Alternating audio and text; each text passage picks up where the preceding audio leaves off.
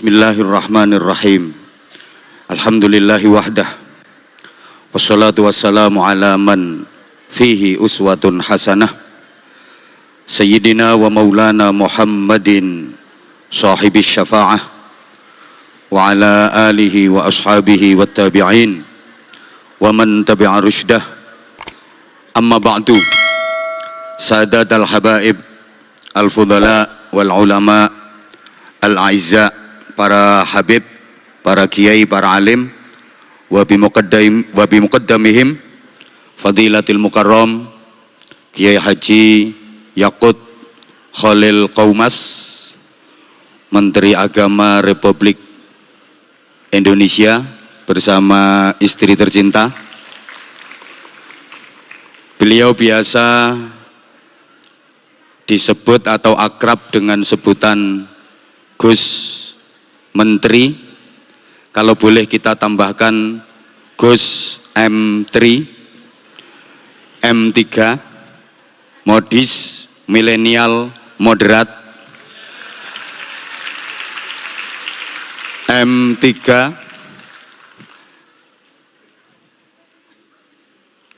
muda, manis, maco.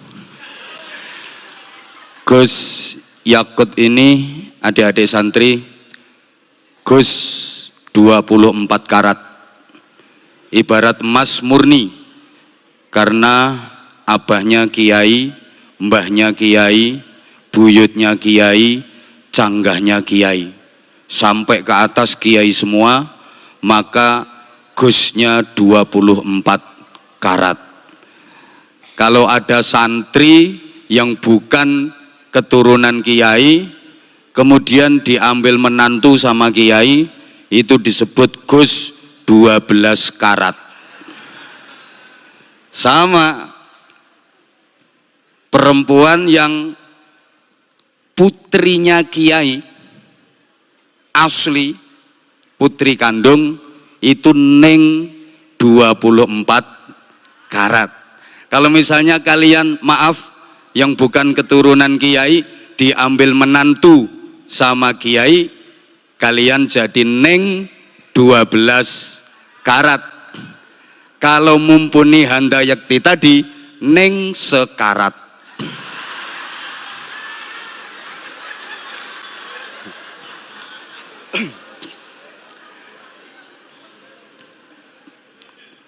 Saya menyesal tahun 2019 di Arafah ketemu sama Pak Menteri Agama yang waktu itu masih belum Menteri Agama.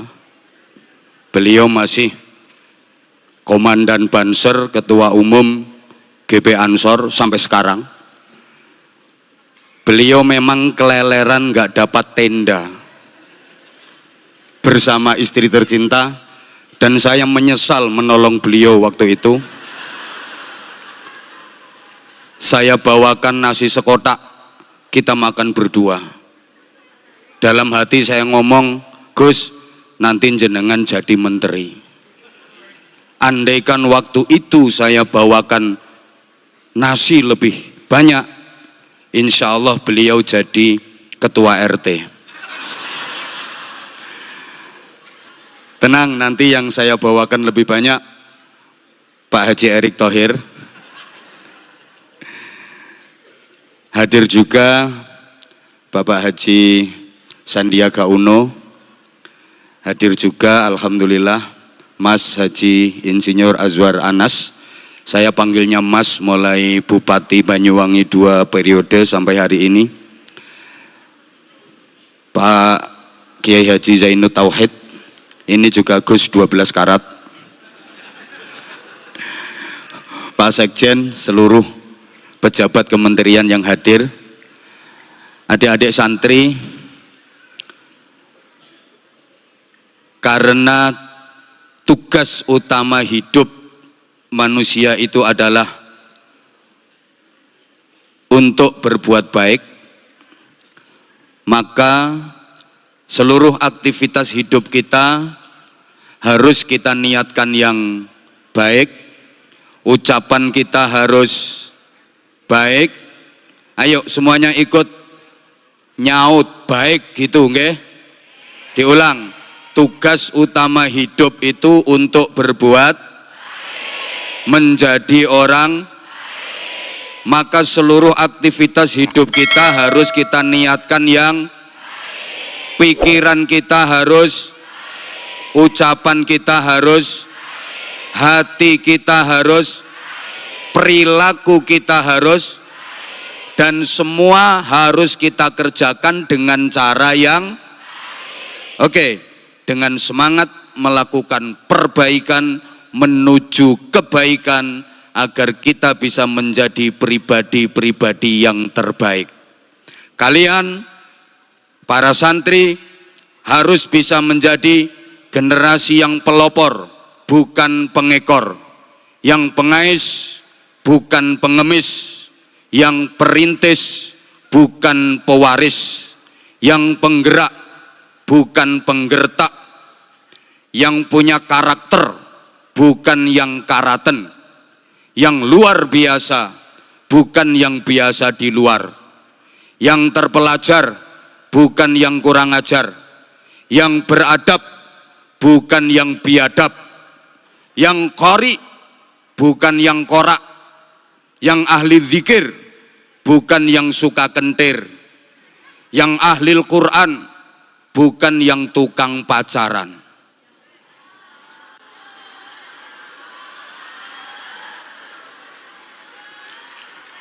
Maka momentum peringatan Hari Santri tahun 2022 ini jangan hanya formal seremonial, jangan hanya tradisi dan selebrasi, tapi harus benar-benar mampu memotivasi kita agar menjadi manusia yang benar-benar berakhlak santri, berjiwa santri.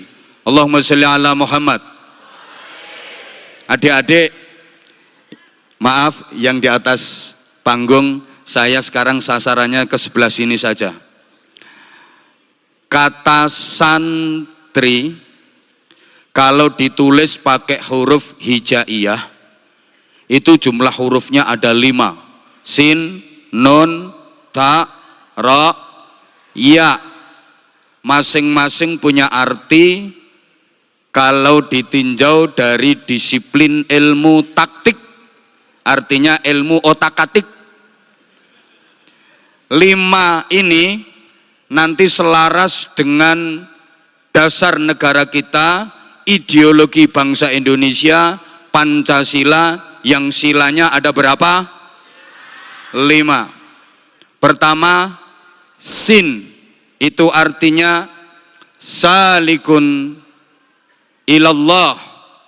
Santri adalah orang yang menempuh jalan kehidupan menuju ridha Allah, fokus pada nilai-nilai spiritual. Ini selaras dengan sila pertama Pancasila, ketuhanan yang Maha Esa. Kalau dihubungkan ke ayat Qur'annya, qul huwallahu ahad. Yang kedua, nun, artinya naibun anil ulama. Santri harus sanggup menjadi pengganti, penerus perjuangan para ulama, manusia-manusia yang tinggi ilmunya, kuat imannya, mulia akhlaknya. Ini selaras dengan sila kedua Pancasila, kemanusiaan yang adil dan beradab. Ayat Qur'annya, innallaha ya'muru bil adli wal ihsan. Yang ketiga, tarikul adawah wal iftirak, meninggalkan permusuhan dan perpecahan. Berarti menjunjung tinggi ukhuwah wattihadul ummah, persaudaraan dan persatuan umat. Ini senada dengan sila ketiga Pancasila, persatuan, semangat dong, Persatuan Indonesia. Ayat Qur'annya wa'tasimu bihablillahi jami'an wa la tafarraqu. Yang keempat raghibun fil khairat wal hikam. Cinta berbagai macam kebaikan dan kebijaksanaan. Kebaikan dan kebijaksanaan bisa didapat melalui musyawarah. Ini cocok dengan sila keempat, kerakyatan yang dipimpin oleh hikmat kebijaksanaan dalam permusyawaratan perwakilan. Ayat Qur'annya wasyawirhum fil amr wa amruhum syura bainahum. Yang kelima, yakin birahmatillah wa syafaati rasulih. Yakin mendapatkan rahmat kasih sayang Allah, yakin mendapatkan syafaat Rasulullah. Dengan keyakinan itu pasti akan terwujud keadilan sosial bagi seluruh rakyat Indonesia. Ini ayat Qur'annya wa ma arsalnaka illa rahmatan lil alamin. Kemudian adik-adik santri, kata santri kalau ditulis pakai huruf abjad A B C D E, S A N T R dan I. S sanggup, A amanah, N neruskan, T tuntunan, R rasul, I ilahi. Santri harus sanggup, amanah, neruskan tuntunan rasul ilahi. Santri terdiri dari dua suku kata, san dan, kurang semangat yang sebelah sini, san dan, oke, san itu diambil dari bahasa Arab ihsan, artinya kebaikan. Sedangkan tri adalah bahasa Sansekerta, artinya tiga. Maka santri adalah pribadi yang mempunyai tiga kebaikan secara terpadu. Berakhlak baik kepada Allah, berakhlak baik kepada sesama manusia, dan berakhlak baik kepada alam semesta. Adik-adik tolong diperhatikan. Ihsan bahasa Arab itu simbol agama, tri bahasa Sansekerta simbol budaya. Maka santri itu ngerti ini agama, ini budaya. Tahu ini syariat, ini adat. Faham ini islami, ini tradisi. Tidak dipercekcokkan, tidak dipertengkarkan, tapi dipadukan. Sehingga santri harus bisa mengislamkan budaya dan membudayakan Islam, harus bisa mengislamkan masyarakat dan memasyarakatkan Islam. Allahumma sholli ala Muhammad. Allahumma sholli ala Muhammad. Nah, modalnya adik-adik harus bisa memadukan dua hal. Kalau meminjam istilah dalam surah Al-Alaq, allama bil qalam, allamal insana malam, kurang semangat, allama bil qalam, allamal insana malam. Allama bil qalam, ini Allah mengajar pakai pulpen, teaching by using pen. Iki aku juga gak ngerti artinya. Sistem pengajaran yang menghasilkan orang-orang pinter. Halo? Ini allama bil qalam, menghasilkan orang-orang pinter.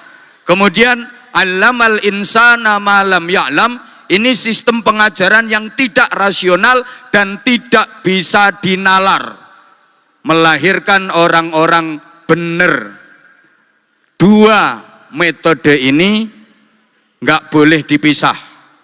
Makanya kalau dalam tata bahasa Arab tidak memakai huruf atof, nggak pakai wawu, nggak pakai summa.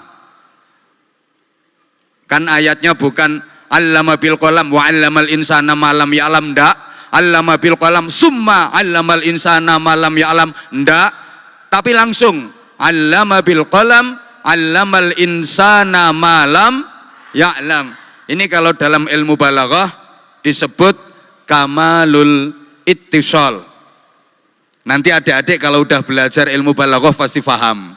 Maknane dua-duanya harus menyatu, nggak boleh dipisah. Santri itu harus pinter, harus bener, harus bener, harus kurang semangat, harus pinter, harus bener, harus bener, harus. Karena pinter kalau nggak bener, keblinger dan berpotensi ngerusak. Bener kalau nggak pinter, menjengkelkan. Bahasa Inggrisnya the nganyelke. Bener kalau nggak pinter itu menjengkelkan. Wong ditanya baik-baik, Mas dari mana? Dari belakang. Mau kemana? Mau ke depan. Bener apa salah? Bener, tapi menjengkelkan. Rumahnya mana Mbak? Indonesia. Rumahnya mana? Cilacap. Bener apa bener? Woi, Allah ya Karim. Gini ya, bener kalau nggak pinter itu menjengkelkan. Ada orang laki-laki kehilangan motor, kehilangan sepeda motor. Dia nggak mau lapor polisi, dia malah seneng. Alhamdulillah motor hilang malah seneng. Temennya heran, kamu itu motor hilang nggak mau lapor polisi nggak sedih kok malah seneng. Jawabnya gini, ya alhamdulillah, biasanya sering saya naikin nggak hilang, ini hilangnya kok pas nggak saya naikin. Coba hilangnya pas saya naikin, saya ikut hilang. Ini bener tapi nganyel ke. Allahumma sholli ala Muhammad. Nah maaf, pinter kalau nggak bener, keblinger. Ada santri pinter, ngajinya pinter, sekolahnya pinter, ujiannya pinter. Ujian nahwu sorob nilainya 9, ujian tafsir hadis nilainya 9, balaghah mantek nilainya 9, usul fikih mustalah hadis nilainya 9, tauhid fikih nilainya 9, tapi sholat subuhnya juga jam. Ada enggak? Ada. Ini anaknya pakai jilbab warna putih. Maka pinter saja enggak cukup adik-adik. Tolong diperhatikan. Maaf, tolong diperhatikan. Tidak semua orang pinter itu benar. Tidak semua orang yang teriak-teriak kalau pengen tinggi derajatnya dunia akhirat, istiqomahlah, rutinlah sholat malam. Orang yang teriak gitu belum tentu dia sendiri kalau malam rutin sholat malam. Halo? Orang yang mengajak sedekah belum tentu dia sendiri rajin sedekah. Maaf, orang yang teriak anti korupsi belum tentu dia sendiri tidak korupsi.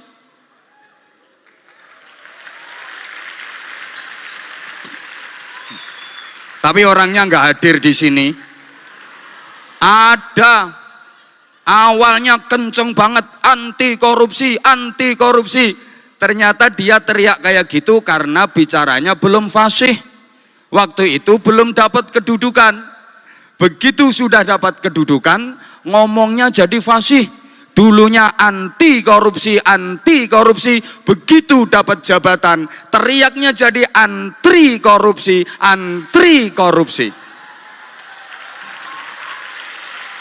Itu kalau pinter tapi enggak bener, punya potensi ngerusak.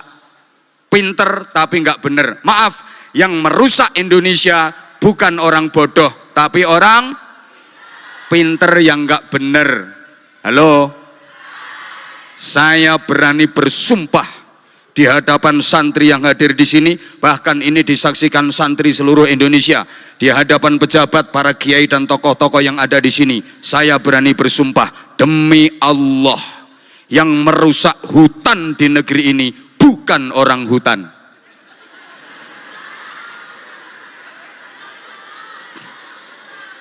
Sing rusak alas kuwi dudu kethek, tapi orang-orang pinter yang akhlaknya lebih rusak daripada.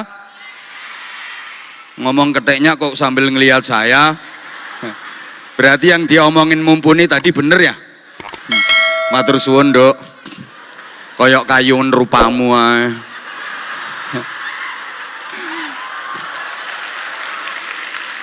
Subhanallah. Ini si mumpuni, secara jujur dia mengakui memang dia pinter. Materi-materi ceramahnya itu banyak yang nyadur ceramah saya. Ayo nek gak ngaku. Jadi sampai dia dapat juara di apa itu? Aksi Indosiar, itu tak perhatiin terus. Wah, anak ini ceramahnya nyontoh aku cuma diolah pakai bahasa ngapak. Tapi keren, keren. Aku ridho. Lebih bagus kayak gitu. Jadi materi-materi ceramahnya mumpuni itu banyak yang jiplak materi saya. Iya apa enggak? Ayo ngomong enggak. Tapi diolah sama dia. Jujur seneng aku. Daripada ada orang pakai ceramah saya tapi gak ngaku. Keren Dok, gentle, apik ngono iku.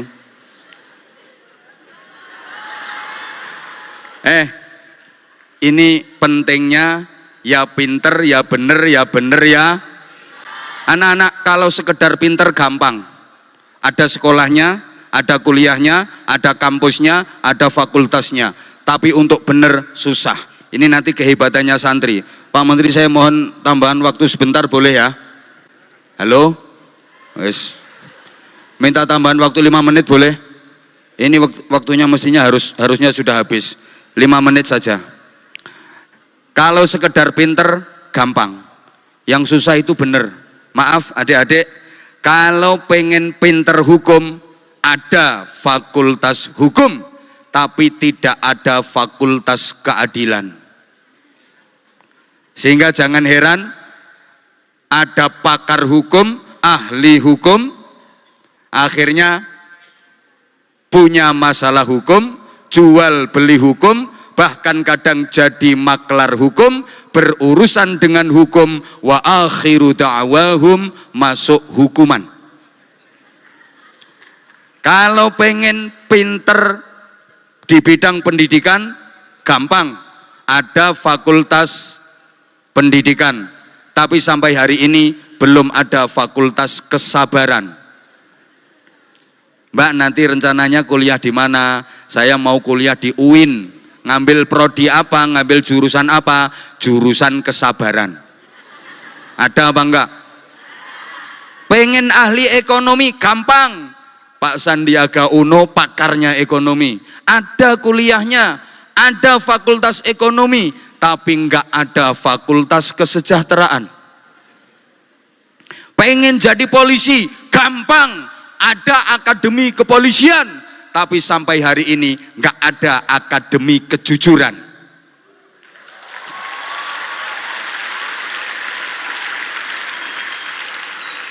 Kalau pengen jadi ahli dakwah, pengen pinter dakwah, gampang.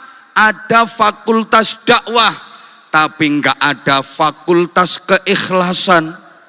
Maka jangan heran, kadang ada ustadz kiai diundang dakwah, pulang gak disangoni, gremeng.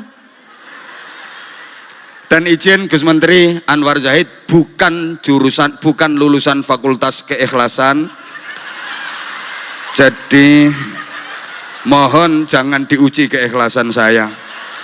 Sampai hari ini saya belum pernah diwisuda dari fakultas keikhlasan.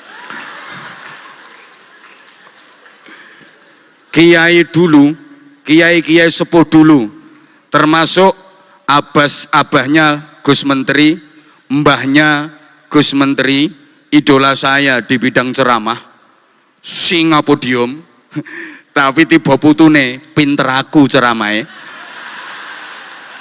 Mbahnya beliau top, mbahnya Gus Menteri ini singa podium. Kalau udah berada di podium di mimbar kayak gini, semua terdiam, cep, kelegep, nggak ada yang berani ngomong. Beliau punya doa yang izin sampai sekarang doanya juga saya amalkan. Bismillahirrahmanirrahim. Sang manik cemar, uripmu wis kawengku dening aku. Itu ijazah dari mbahnya beliau. Ya, ini mumpuni urung duwe, engko tak kei engko.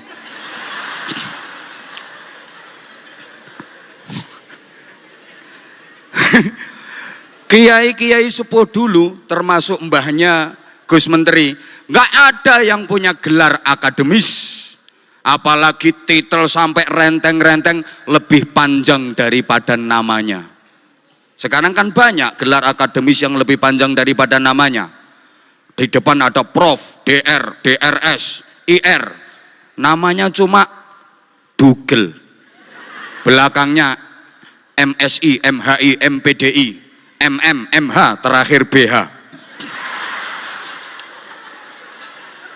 Tapi nilai kemanfaatan dan keberkahannya, mohon maaf, kiai sepuh dulu nggak ada yang punya gelar akademis, tapi sukses mengantar santri-santrinya menjadi tokoh-tokoh besar, menjadi orang-orang hebat.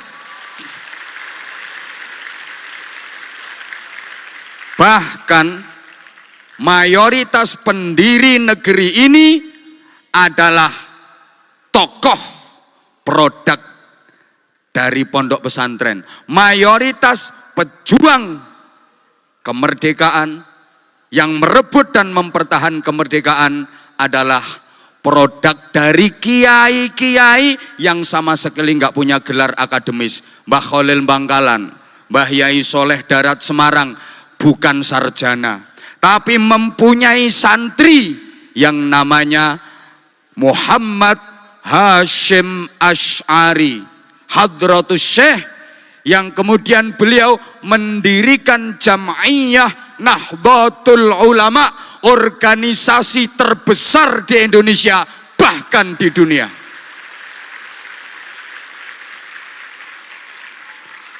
Nggak punya gelar akademis.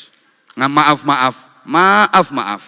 Bahkan ya layak sekali dihargai sebagai hari santri. Kenapa? Ini langsung tak jujuk kayak kapan-kapan kalau diundang lagi tak jelaskan lebih detail. Saya jadi teringat ketika Bapak Pendidikan Nasional Ki Hajar Dewantoro menghadap kepada Presiden pertama Republik Indonesia Bung Karno di Istana Bogor. Oleh Bung Karno, Pak Ki Hajar Dewantoro dimintai saran. Apa saran Bapak sebagai Bapak Pendidikan Nasional untuk generasi bangsa? Maka Ki Hajar Dewantoro yang punya jargon luar biasa, ing ngarso sung tulodo, ing madya mangun karso dan tutwuri handayani, sing ngentut mburi ngarep sing diarani. Beliau menyarankan, beliau usulnya gini, tolong Paduka Presiden, halo, ini usul Ki Hajar Dewantoro kepada Bung Karno, tolong utamakan madrasah, prioritaskan madrasah, dan pondok-pondok pesantren jangan dinomorduakan, jangan dianaktirikan, apalagi sampai ditinggalkan. Kenapa? Karena berdirinya negara ini, cikal bakal perjuangannya adalah dari para kiai, para santri, alumni pondok-pondok pesantren. Pondok pesantren melahirkan kemerdekaan, kemerdekaan melahirkan sekolah, melahirkan kuliah, melahirkan fakultas, melahirkan perguruan tinggi. Dengan demikian, sekolahan perguruan tinggi adalah cucunya pondok pesantren.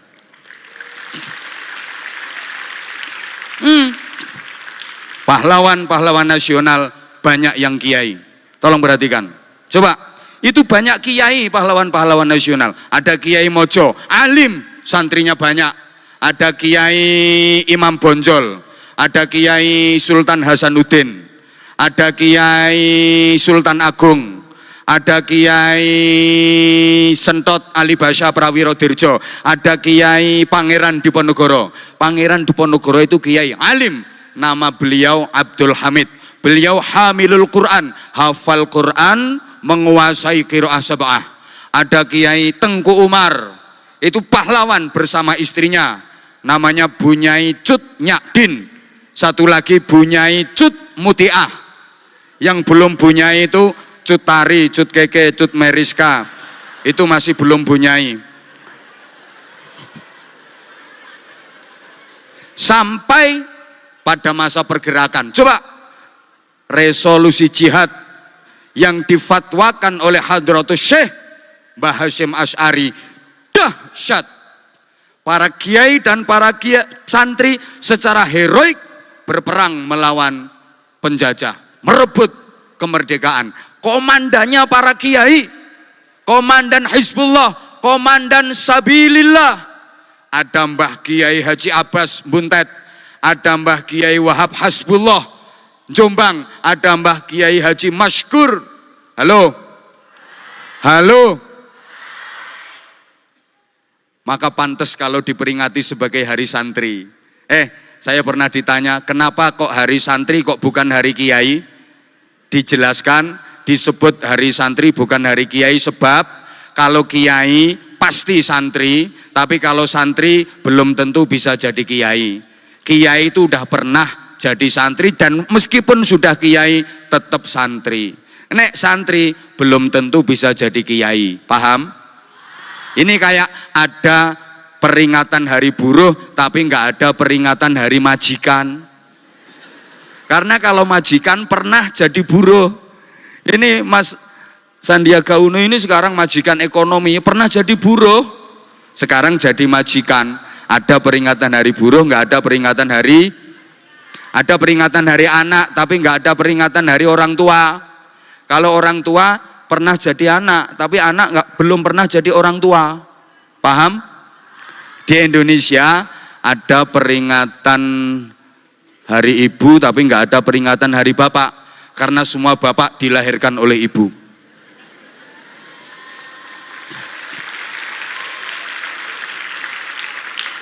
Dan semua ibu tidak dilahirkan oleh bapak. Maka ibu istimewa dan ibu spesial. Ketika ibu hamil kerja boleh ambil cuti hamil, tapi bapak nggak boleh minta cuti menghamili.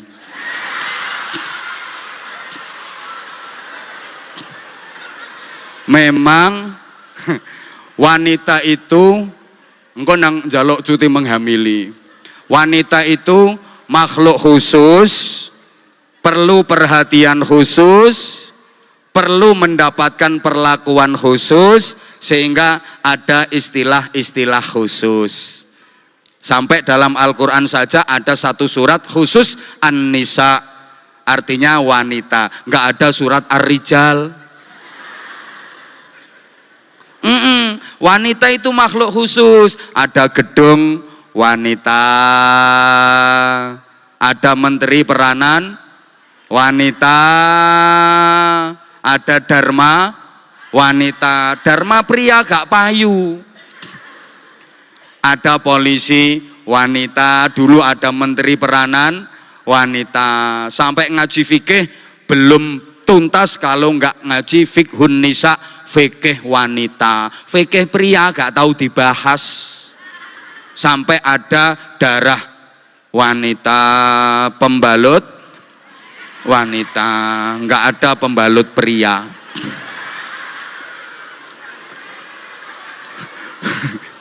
Dulu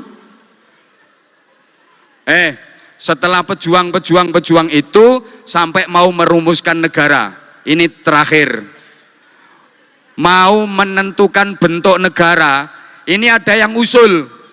Karena Indonesia ini mayoritas beragama Islam, maka negara harus berbentuk negara Islam, harus didirikan negara Islam.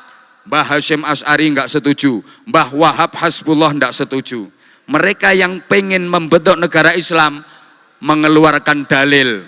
Ya ayyuhalladzina amanu dukhulu fis-silmi kafah.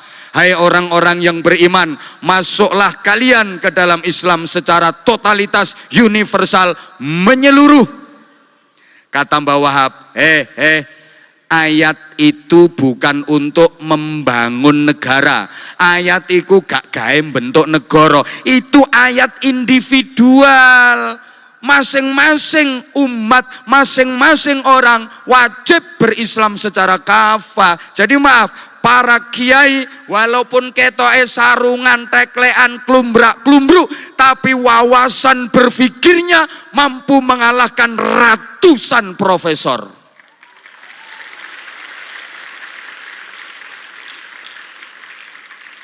Bekali diri kalian dengan 3 ilmu, adik-adik. Kalau tadi Ustazah Mumpuni ngasih tip kalian 3 ilmu, saya juga ngasih 3 ilmu. 1, ilmu dini, ilmu agami. 2, ilmu profesi. 3, ilmu kreasi. Ilmu dini didapat melalui ngaji, mulai TPQ, Madrasah Diniyah, Pondok Pesantren. Ilmu profesi didapat melalui sekolah, mulai pos PAUD, playgroup, TK sampai perguruan tinggi. Ilmu kreasi didapat melalui realitas kehidupan, melalui proses kehidupan. Dengan ilmu dini manusia jadi takwa, dengan ilmu profesi manusia jadi cerdas, dengan ilmu kreasi manusia jadi terampil. Ilmu dini menghidupkan hati, ilmu profesi mencerdaskan otak, ilmu kreasi memproduktifkan otot. Ilmu dini mensensitifkan hati sehingga jadi ahli zikir. Ilmu profesi mencerdaskan otak sehingga jadi ahli fikir. Ilmu kreasi memproduktifkan otot sehingga jadi ikhtiar. Ahli zikir, ahli fikir, ahli ikhtiar. Takwa, cerdas, terampil, sensitif, kreatif, produktif, imajinatif, inspiratif, inovatif. Ahli zikir, pinter mikir, gelem nyopir, duwe musuh wani melintir. Mampu menghadapi masalah moralitas, kreativitas, dan kriminalitas. Kolbiyah, akliyah, jasadiyah. Ini santri kalau bisa seperti itu, benar-benar santri yang berdaya. Dan siapapun yang melihatnya dibikin tak berdaya.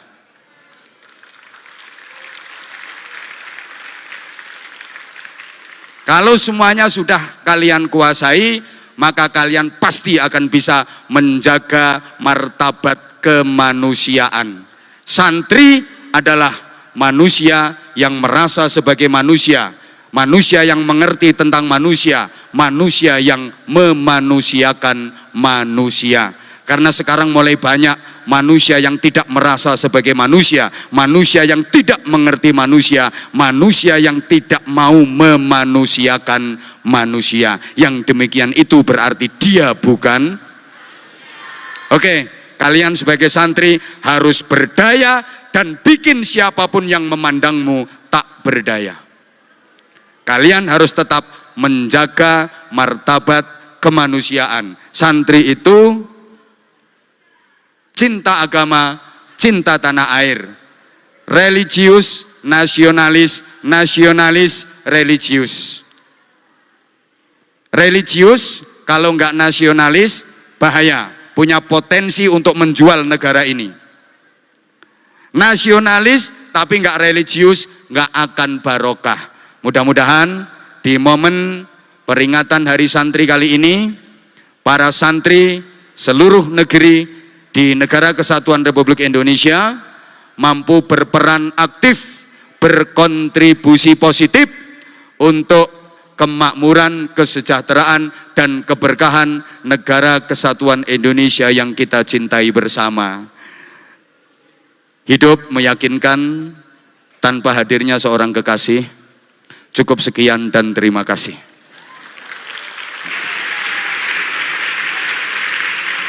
Tanpa kekasih, hidup terasa hampa.